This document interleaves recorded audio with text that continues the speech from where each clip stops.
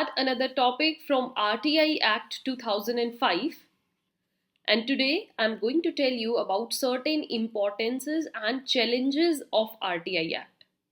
Recently, in the very last session, I explained you about a very important authority, that is public authority, and how they are accountable to general public, what role they play in providing information to the citizens, and how they protect this right to information of normal people.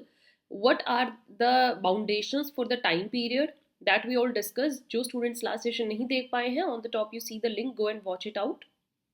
And I hope students you are also practicing the question. Recently we have started this practice MCQ questions playlist, and unit 1 we are doing. These questions are going to give you a great help if you start practicing with me. UGC net आपका आने वाला है और अपनी practice को continue रखिए. The playlist of this particular MCQs is also given on the top. Go and watch these sessions.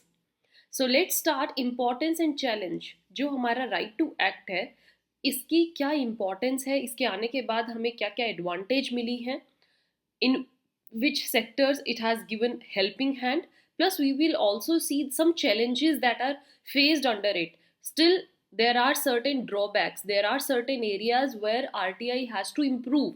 तो हम वो challenges भी देखेंगे, and let's cover this. This is our official mail address. If you have any queries, you want to share your views with us, or you want notes from me, या आपको कोई भी doubt है, आप freely हमें यहाँ पर mail कर सकते हैं, and we will respond you as soon as possible.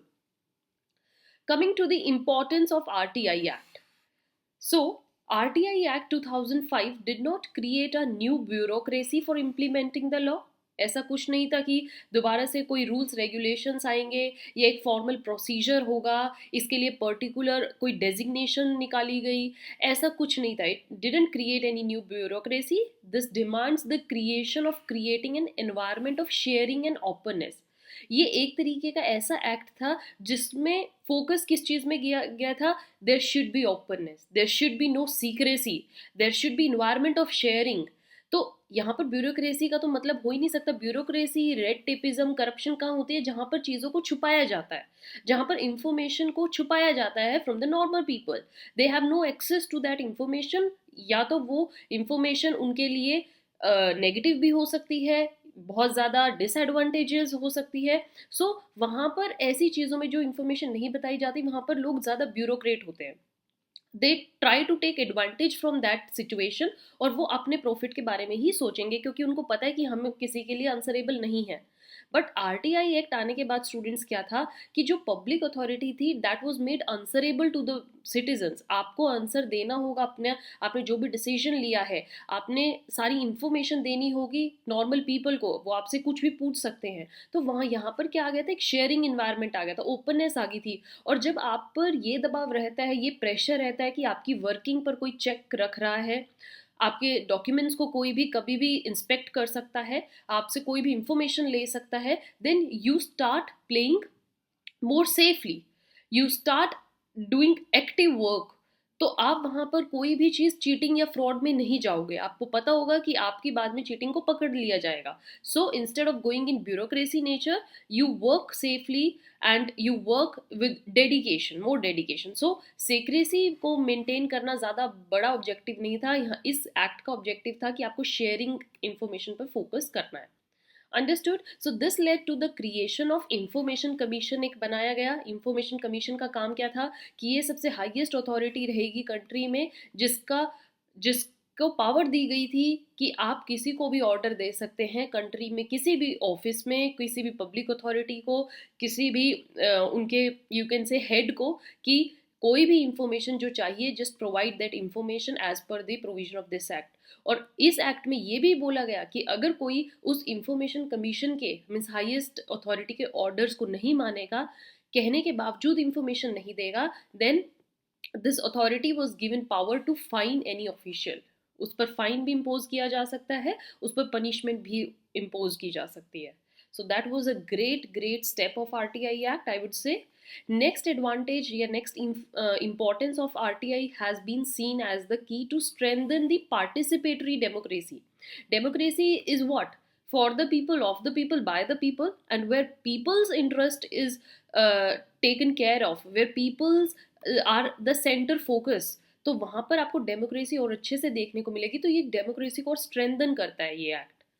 Next is access to the information can empower the poor and weaker section of the society. ये कहीं ना कहीं जो हमारा weaker section है, जिसको बहुत ज़्यादा hurdles cross करके एक हाईएस्ट अथॉरिटी तक पहुंचना होता है, पुअर सेक्शन जिनको नॉर्मल एक्सेस हर इंफॉर्मेशन की नहीं मिलती, they don't know how to get information for particular thing. So इस एक्ट ने उनके लिए एक एक्सेस प्रोवाइड करी.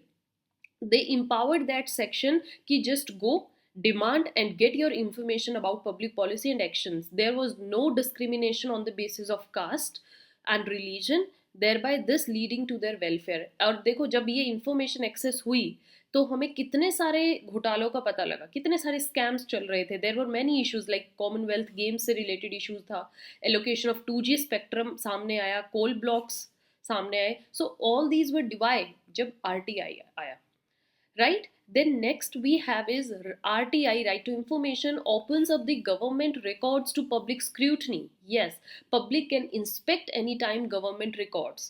So government also start taking cautiously their every step, and thereby यहाँ पर गवर्नमेंट जो है सिटीजन को फोकस में रखते हुए हमेशा ऐसे स्टेप लेती है जो उनके बेनिफिट में हो, right? Thus making government more accountable.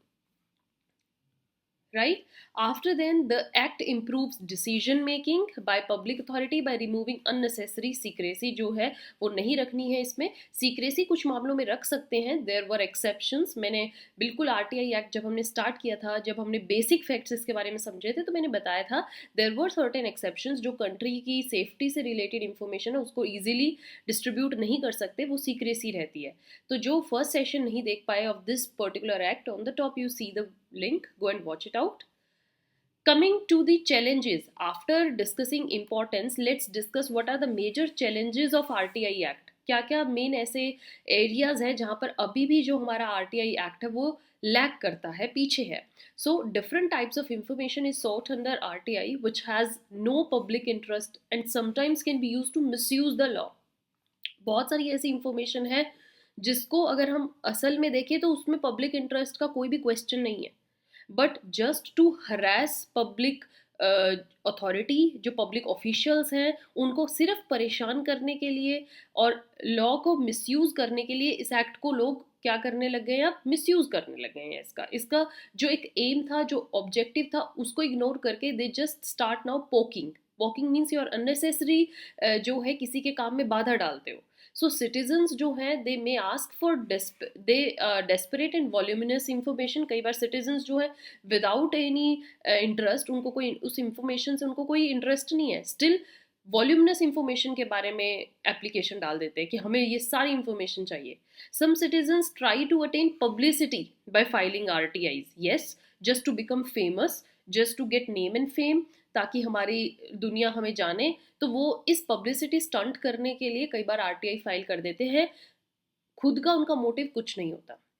RTI may be used as a vindictive tool to harass or pressurize the public authority. को बार बार harass किया जाता है इसके through, because yes, people are now not taking care कि ये उनके benefit के लिए आया है. They are just using this RTI to harass public authority. उनको जो है उनके काम में परेशानी करना, इसका ज़्यादा वो हो गया.